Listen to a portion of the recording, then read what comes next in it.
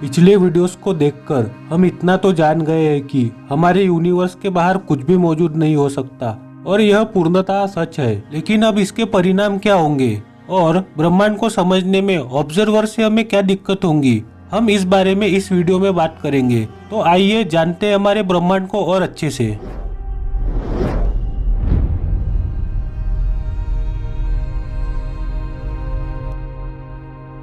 विज्ञान में हम ऐसा मानते हैं कि ऑब्जर्वर जिस भी सिस्टम की वो स्टडी कर रहा है उसमें से उसे हटाना होगा, अन्यथा वह उस सिस्टम का ही पार्ट होगा और वह पूर्णतः उस सिस्टम की स्टडी नहीं कर पाएगा। इसके अलावा ऑब्जर्वर द्वारा किए गए चुनाव और उसके एक्शन से वह सिस्टम प्रभावित हो सकता है।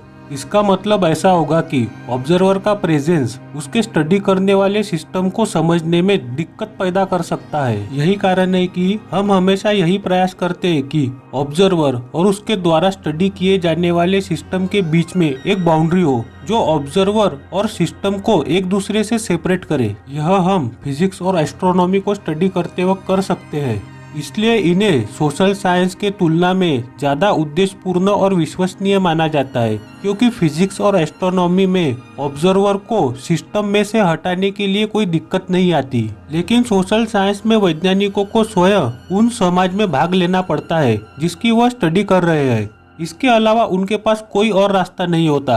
बेशक इसके प्रभाव को कम करने की कोशिश करना संभव है। वैसे सोशल साइंस हमारे वीडियो का पार्ट नहीं है, तो चलिए आगे बढ़ते हैं। ऑब्जर्वर को सिस्टम से हटाना यह विचार तब तक ही पॉसिबल है जब तक हम स्टडी करने वाले सिस्टम को आइसोलेट कर सकते हैं। एग्जाम्पल के तौर पर हम एक तो उसे वैक्यूम चेंबर में रख सकते हैं या फिर उसे एक टेस्ट ट्यूब में रख सकते हैं।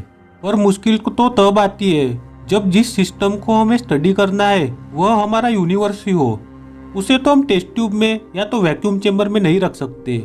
हम यूनिवर्स में रहते हैं, इसलिए हमें यह पूछने की जरूरत है कि क्या कॉस्मोलॉजिस्ट उस सिस्टम का हिस्सा है जिसको वह स्टडी कर रहे हैं, जिससे समस्या पैदा होगी। इसका उत्तर है कि यह सच में हमारे सिस्टम मीन्स हमारे यूनिवर्स को समझने में दिक्कत पैदा करता है। और यही हमें क्वांटम थ्योरी ऑफ ग्रेविटी को समझने में काफी चुनौतीपूर्ण और भ्रामक रास्ते पे ले जाता है। एक्चुअली इसे समझने में हमें क्वांटम थ्योरी से कोई दिक्कत नहीं है, हमें तो 20वीं सदी के दो बहुत ही महत्वपूर्ण खोजों से दिक्कत है। पहली खोज है कि हमारे यूनिवर्स में प्रकाश से ज्यादा तेज कुछ भी ट्रैवल नहीं कर सकता, और दूसरी खोज यह है कि यूनिवर्स को एक निश्चित समय पहले ही बनाया गया ऐसा लगता है। अभी की कैलकुलेशन के हिसाब से यह समय लगभग 14 बिलियन साल पुराना है। इसका एकदम सही अंदाजा लगाना मुश्किल है। जब हम इन दोनों खोजों को एक साथ रखते हैं तब हमें दिक्कत होती है। इससे ऐसा प्रतीत होता है कि हम पूरे ब्रह्मांड को नहीं देख सकते। हम हमारे ब्रह्मांड के उसी हिस्से को देख सकते हैं जो हमसे 14 बिलियन लाइट ईयर में फैला हो, क्योंकि अब तक उतनी ही दूरी से प्रकाश हम तक पहुंच पा रहा है। इसका मतलब ऐसा है कि विज्ञान सैद्धांतिक रूप से किसी भी क्वेश्चन का जवाब नहीं दे सकता जो हम पूछ सकते हैं। ऐसा कोई रास्ता ही नहीं है जिससे हम बता सके कि हमारे यूनिवर्स में कितने स्टार है और कितनी गैलेक्सीज है। समस्या तो बहुत ही सरल है। हमारे ब्रह्मांड के अंदर कोई ऑब्जर्वर पूरे ब्रह्मांड को देखकर यह नहीं बता सकता कि उसमें क्या क्या है, क्योंकि हम हमारी पृथ्वी पर 14 बिलियन लाइट ईयर से पुराना प्रकाश नहीं देख सकते।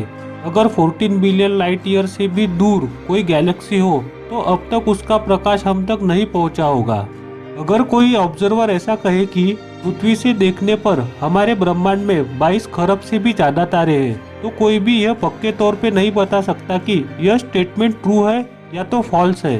हालांकि हमारा ब्रह्मांड 14 बिलियन लाइट ईयर से भी ज्यादा बड़ा हो सकता है। आखिर हम ऐसा क्यों कह रहे हैं? क्योंकि वैज्ञानिकों को अब तक ऐसा कोई भी सबूत नहीं मिला कि जिससे यह साबित हो यह समाप्त होने वाला है। एक ऑब्जर्वर के तौर पर जो कुछ भी हम पृथ्वी से देख सकते हैं शायद वह हमारे ब्रह्मांड का बस एक छोटा सा हिस्सा हो। अगर ऐसा है तो हम सही दूरबीनों से भी हम ब्रह्मांड का बस एक छोटा सा ही हिस्सा देख पाएंगे। दोस्तों, ऑब्जर्वर क्या है यह मैंने अपनी क्वांटम ग्रेविटी सीरीज के फर्स्ट पार्ट में बताया था, और क्वांटम ग्रेविटी के सेकंड पार्ट में ऑब्जर्वर के पोजीशन के कारण क्या भ्रम और कौन सी दिक्कतें पैदा होती है इसके बारे में हमने समझा था। अगर आपने वह वीडियोस नहीं देखी है तो आप उन्हें देखकर इस वीडियो को और अच्छे से समझ सकते हैं।